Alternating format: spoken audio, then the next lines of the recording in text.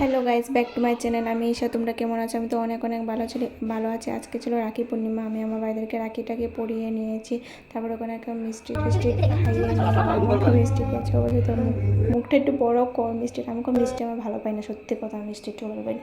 তারপর দিকে দেখো আমার ছোটো ভাইকে আমি এখানে রাখিটাকে পরিয়ে ওকেও মিষ্টি টিষ্টি গাড়ি এখান থেকে ওকে নিজে নিজেই লই দিয়ে দিয়েছো। ও বলছে ও থ্যাংক ইউ, বললাম কোনো থ্যাংক ইউ করার কোনো দরকার নেই। তারপরে দেখো আমি তো একটা গিফট দিয়েছি, দেখো ফটো ফ্রেম, তোমরা তো দেখে নিয়েছো। তারপর দেখে এই বাড়িটা একটু দেরিতে এসেছে, ওকেও দিয়ে দিলাম রাখিটা পরিয়ে।